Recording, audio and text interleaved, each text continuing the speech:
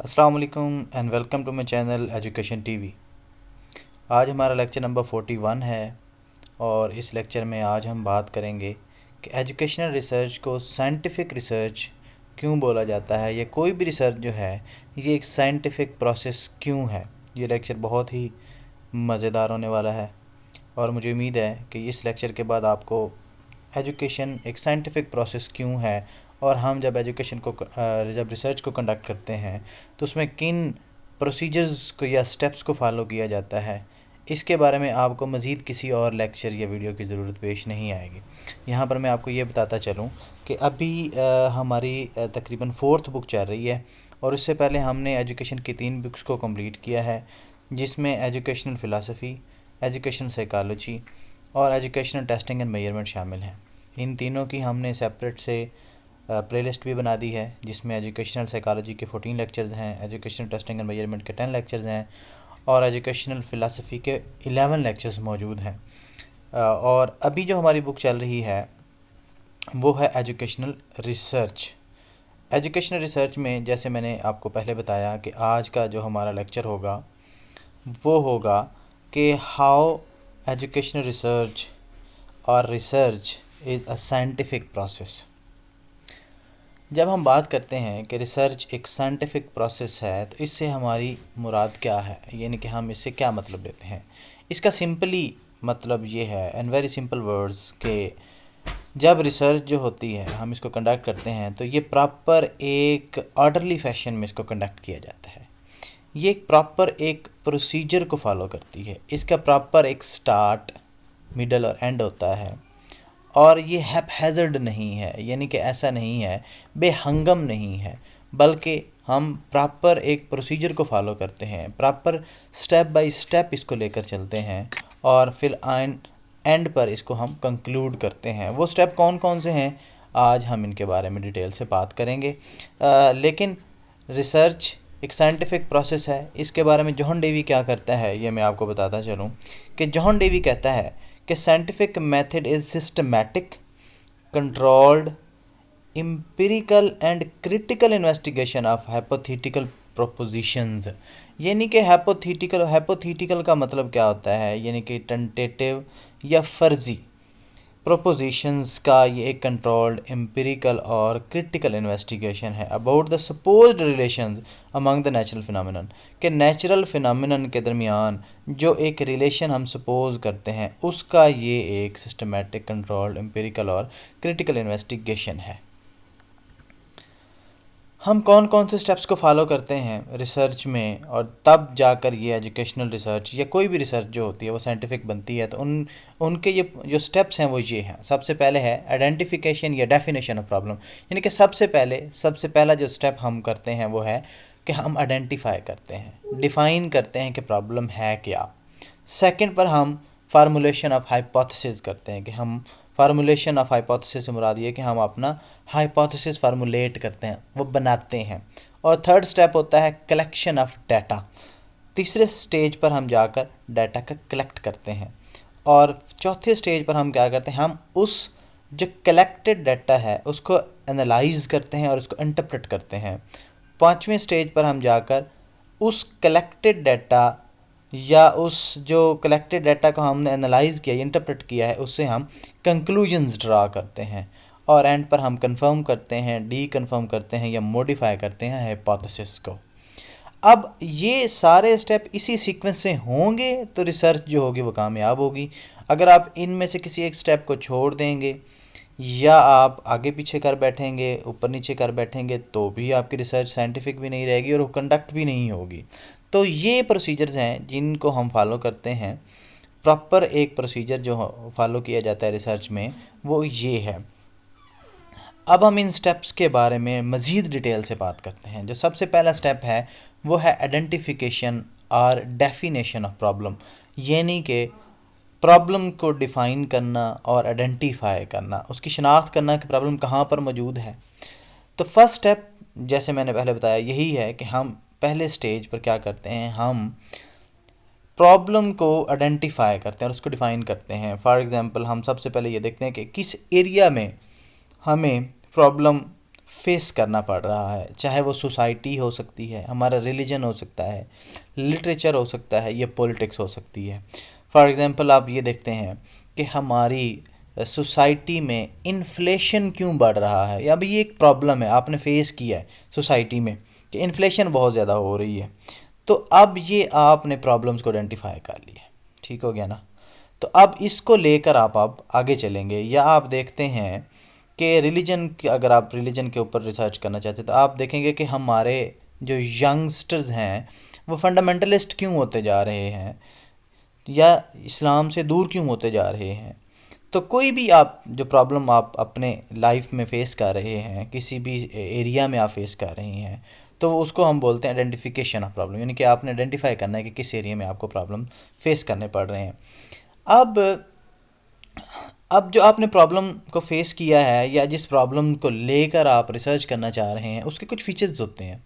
जैसे कि वो प्रॉब्लम सिग्निफिकेंट होनी चाहिए, यानी कि वो उसकी कोई वैल्यू होनी चाहिए, कोई वर्थ होनी चाहिए, यानी कि वो ज़्यादा से ज़्यादा लोगों को अफेक्ट करने वाली हो। ये ना हो कि कोई बहुत ही अजीब किस्म की प्रॉब्लम आपने आइडेंटिफाई की हो जी, जो प्रोडक्टिव ना हो। नेक्स्ट जो स्टेप है वो यही है कि it must be productive in nature, यानी कि जिस उस प्रॉब्लम को सॉल्व करके आप मैक्सिमम लोगों का फ़ायदा कर रहे हैं, ठीक है।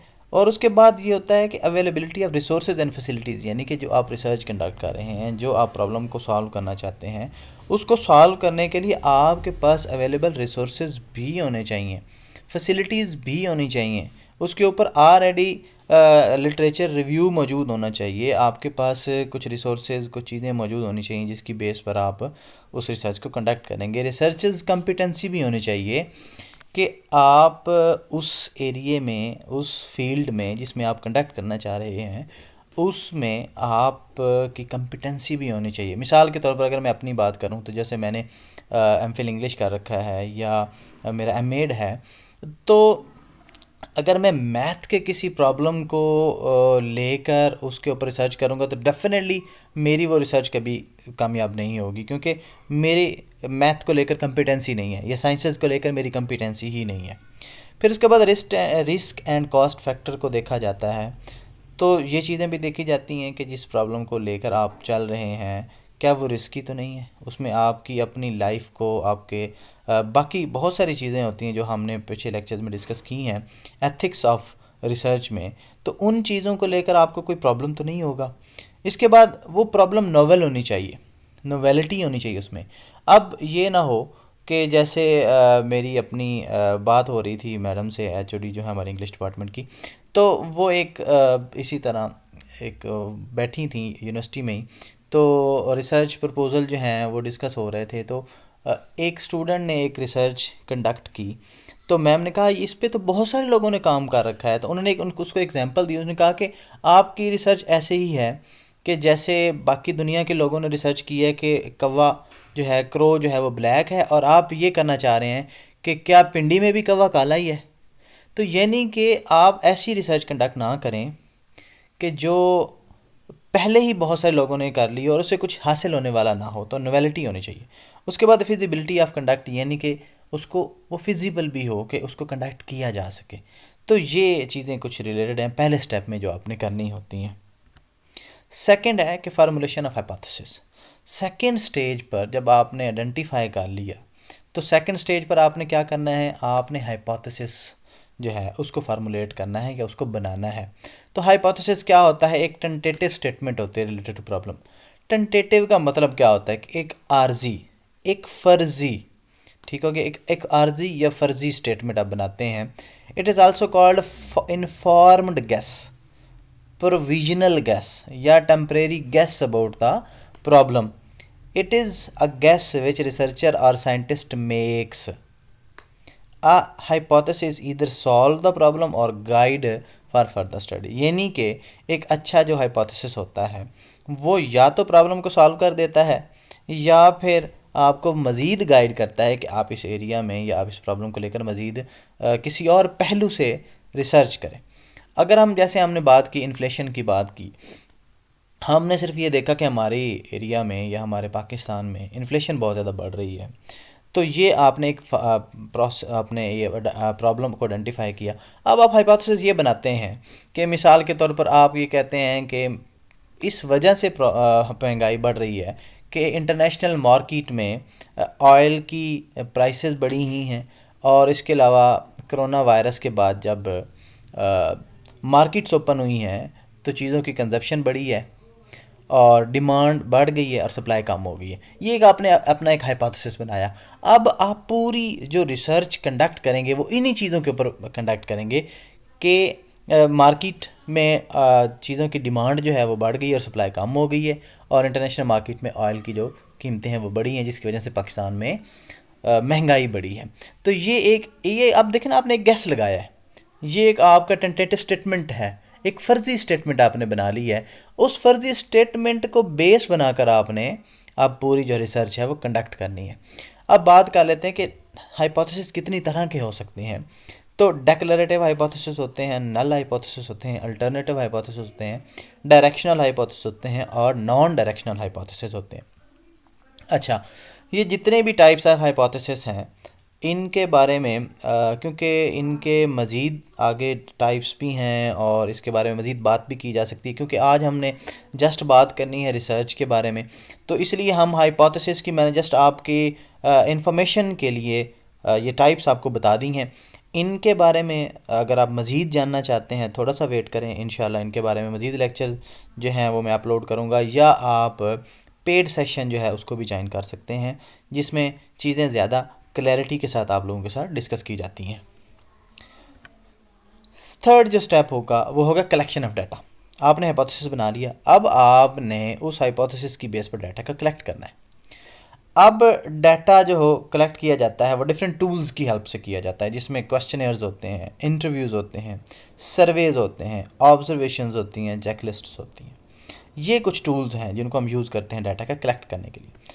अब उसके बाद बारी आती है हमारे पास कि टाइप्स ऑफ डाटा दो तरह का होता है, एक प्राइमरी डाटा होता है और एक सेकेंडरी डाटा होता है। प्राइमरी डाटा वो डाटा होता है जो रिसर्चर हिम सेल्फ कंडक्ट करता है by the subject of study, यानी कि अगर आप पाकिस्तान के लोगों के ऊपर रिसर्च कर रहे हैं तो आप पाकिस्तान के लोगों या आप मुल्तान के, सरगोदा या लाहौर के लोगों के ऊपर रिसर्च कंडक्ट कर रहे हैं, तो आप उन सब्जेक्ट्स ऑफ द रिसर्च या सब्जेक्ट्स ऑफ द स्टडी से खुद मिलते हैं और उनसे खुद क्वेश्चंस करते हैं, उनके इंटरव्यूज़ करते हैं, ठीक हो गया, और उनसे डाटा कलेक्ट करते हैं। ये आपका प्राइमरी डाटा होगा। जो सेकेंडरी डाटा होता है वो ये होता है कि फॉर एग्जांपल आज से 5 साल पहले, 2 साल पहले, 10 साल पहले किसी दूसरे बंदे ने रिसर्च कंडक्ट की और आपने उसका डाटा उठा लिया और अपनी कन्वीनियंस के लिए उसके डाटा को यूज़ कर लिया अपनी रिसर्च में, तो ये सेकेंडरी डाटा होता है। तो सेकेंडरी डाटा जैसे कि सेकेंड से निकला है, तो secondary data it is collected by someone else, it was collected by someone else in past and researcher uses that data for his convenience। तो जो प्राइमरी डाटा होता है हम इसको फर्स्ट हैंड डाटा भी बोलते हैं, और सेकेंडरी डाटा जो होता है वो सेकंड से ही निकला है, सेकेंडरी डाटा किसी और का डाटा जो है आप यूज़ करते हैं। इसके बाद है एनालिसिस या इंटरप्रिटेशन ऑफ डाटा। अब आपने डाटा का कलेक्ट कर लिया है, अब वो रॉ फॉर्म में आपके पास डाटा मौजूद है, लोगों ने सवालों के जवाब दिए, क्वेश्चंस आपने किए, उन्होंने आंसर्स किए, चेकलिस्ट दी, उन्होंने मार्क कर दी, टिक कर दी, जो भी किया। अब आपने उसको क्या करना है, इंटरप्रेट करना है। अब हम इस स्टेज पर आकर चीज़ों को या डाटा को इंटरप्रेट करते हैं। अब हम दो तरीक़ों से डाटा को इंटरप्रेट कर सकते हैं, एक होता है डिस्क्रिप्टिव स्टैटिस्टिक्स और एक होती हैं इन्फरेंशियल स्टैटिस्टिक्स। यानी कि दो ये तरीके हैं जिनकी मदद से हम डाटा का डाटा को हम एनालाइज कर सकते हैं, इंटरप्रेट कर सकते हैं। अब डिस्क्रिप्टिव स्टैटिस्टिक्स में हम क्या करते हैं, हम bar graph, histogram, pie charts, line graph वगैरह को यूज़ करते हुए डाटा को इंटरप्रेट करते हैं, डाटा को एनालाइज करते हैं, और इसमें हम मीन, मोड और मीडियन का भी यूज़ करते हैं, यानी कि उसकी हेल्प से भी डाटा को हम इंटरप्रेट करते हैं। इन्फरेंशियल स्टैटिस्टिक्स सेकंड जो तरीका हम यूज़ करते हैं वो होता है इन्फरेंशियल स्टैटिस्टिक्स। तो हम इन्फरेंशियल स्टैटिस्टिक्स में डिफरेंट टेस्ट को यूज़ करते हैं डाटा को एनालाइज करने के लिए, जिसमें टी टेस्ट है, एफ टेस्ट है, जी टेस्ट है, कास्किया टेस्ट है, अनोवा है, एनकोवा टेस्ट है, मनोवा है एंड मेनकोवा टेस्ट हैं। अब यकीनन आप ये चीज़ें देख रहे होंगे कि बहुत सारे नाम हैं, बहुत सारे टेस्ट हैं, मोड है, मीडियम है, मीन है। ये चीज़ें डेफिनेटली मज़ीद टाइम रिक्वायर्ड करती हैं इनको कंप्रीहेंड करने के लिए तो वेट करें थोड़ा सा। डिस्क्रिप्टिव स्टैटिस्टिक्स के ऊपर अलहदा से लेक्चर बनाया जाएगा जिसमें आपको मोड, मीन, मीडियम, ये सारी चीज़ों के बारे में डिटेल से बताया जाएगा। और जितने भी ये टेस्ट मैंने जिक्र किए हैं, जिसमें टी टेस्ट है, एफ टेस्ट है, जी टेस्ट है, कास्किया टेस्ट है, अनोवा है, अनकोवा है, मनोवा है और मनकोवा है, इनके बारे में डिटेल से लेक्चर आएगा इंशाल्लाह। और अगर आप मज़ीद इसमें क्लैरिटी चाहते हैं तो आप पेड सेशन लेकर भी इन चीज़ों को क्लियर कर सकते हैं। जब आपने डाटा को एनालाइज कर लिया तो अब आपने उससे कंक्लूजन्स को ड्रा करना है, यानी कि अब आपने उससे कंक्लूड करना है कि इसका मतलब क्या निकला है। तो डाटा को आप जब कंक्लूड करते हैं तो उसको ओरिजिनल हाइपोथेसिस की बेस पर कंक्लूड करते हैं, यानी कि उसमें ओरिजिनल जो आपका हाइपोथेसिस है उसकी झलक नज़र आनी चाहिए। क्योंकि आपने देखें, जो हाइपोथेसिस होता है वो फर्स्ट स्टेप होता है आपको रिसर्च को कंडक्ट करने के लिए। उसकी बेस पर आपने रिसर्च कंडक्ट करनी, उसको सामने रख कर आपने रिसर्च कंडक्ट करनी होती है। तो जब आप कंक्लूड करेंगे, जब आप कंक्लूजन्स ड्रा करेंगे तो डेफिनेटली आप अपने हाइपोथेसिस को सामने रख कर कंक्लूजन्स जो हैं वो ड्रा करेंगे। और उसके बाद है कन्फर्मेशन, डीकन्फर्मेशन, मॉडिफिकेशन और हाइपोथेसिस, यानी कि जो आपने कंक्लूजन्स ड्रा की उसकी बेस पर अब आप ये कह सकते हैं कि जो हमने हाइपोथेसिस बनाया था वो कन्फर्म्ड है। यानी कि वाकया ही जो इन्फ्लेशन हो रही है पाकिस्तान में वो इस वजह से हो रही है कि कोरोना के बाद मार्केट्स ओपन हुई, कंजप्शन बढ़ी चीज़ों की, लेकिन उस हवाले से प्रोडक्शन नहीं बढ़ सकी, जिसकी वजह से हमारे मुल्क में भी इन्फ्लेशन बढ़ गई है और इंटरनेशनल मार्केट में ऑयल की जो कीमतें हैं वो भी बढ़ी हैं, जिसकी वजह से पाकिस्तान में चीज़ों की कीमतें बढ़ गई हैं, इन्फ्लेशन बढ़ गई है। अगर तो आपने ये सेम कंक्लूजन ड्रा किया तो फिर तो आपने हाइपोथेसिस को कंफर्म कर दिया। अगर रिजल्ट्स इसके अगेंस्ट आते हैं तो आप इसको कहेंगे कि डी कन्फर्मेशन करेंगे, या आप इसको चेंज करेंगे या मॉडिफाई करेंगे, वो डिपेंड कर रहा होगा आपके कंक्लूजन्स के ऊपर। नेक्स्ट लेक्चर में हम बात करेंगे कि टाइप्स ऑफ रिसर्च। हम रिसर्च को दो टाइप्स में बयान कर सकते हैं। एक होता है टाइप्स बाय पर्पस और type by method. By purpose में बेसिक रिसर्च शामिल है, अप्लाइड रिसर्च शामिल है और एक्शन रिसर्च शामिल है। और मेथड में हिस्टोरिकल रिसर्च है, एक्सपेरिमेंटल रिसर्च है और डिस्क्रिप्टिव रिसर्च है। तो नेक्स्ट लेक्चर में मुलाकात होगी। होपफुली ये लेक्चर आप लोगों के लिए बहुत ज़्यादा हेल्पफुल साबित हुआ होगा। किसी भी किस्म की कम्प्रीहेंशन के लिए आप हमारे पेड सेशन को ज्वाइन कर सकते हैं। अपना बहुत सारा ख्याल रखिए और दुआओं में याद रखिए। अल्लाह हाफ़िज़।